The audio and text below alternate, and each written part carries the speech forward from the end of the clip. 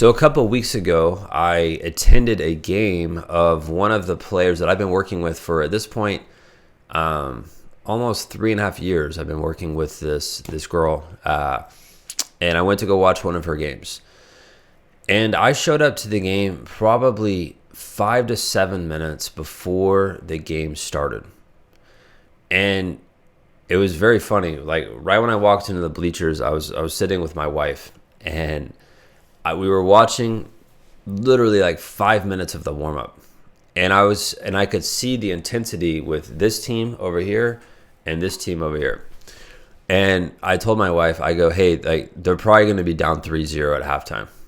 Like just I can see it right now. I can see it in the warm up, and I could see it also with the coaches. The coach over here who had his team ready to go.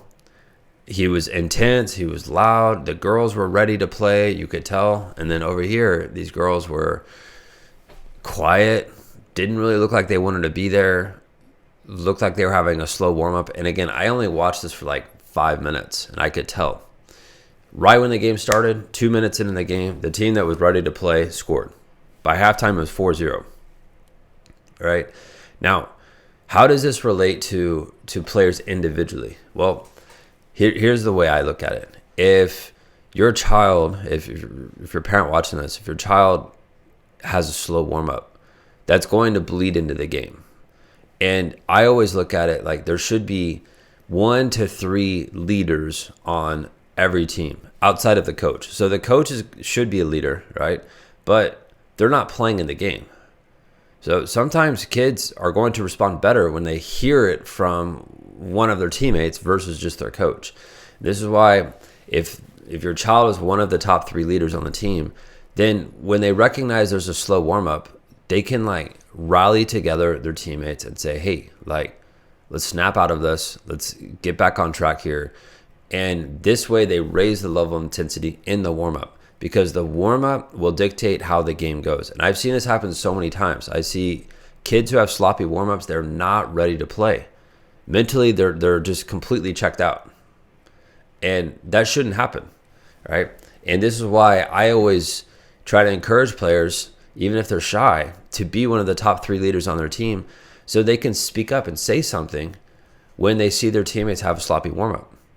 And if the team is having a great warm-up, the outcome of the game is typically different, right? Because everyone's ready to go. Because, sports is not just an individual sport. I mean, it can be depending on what sport, all right? But any team sport, a team warm-up is key. Everyone has to be locked in. Everybody has to be ready to go, right? And this is why, again, if your child is one of these top 3 leaders, like it's their responsibility to get everybody ready, not just themselves, but it's their responsibility to get the whole team ready to go. All right. I hope this video helps. If you're watching this and you're like, wow, I want my son or daughter to be a leader on our team, do this. Just subscribe to our channel. All right. We have a bunch of free videos, a bunch of free content here. Just subscribe here. We got a bunch of videos coming out over the next year or so. So do that. Watch some of our previous videos we've already posted. And if you ever need to get in touch with me, just go to my website. It's athletementalcoaching.com. Subscribe to our newsletter, and you'll get even more free information there. That's it, and I'll see you later.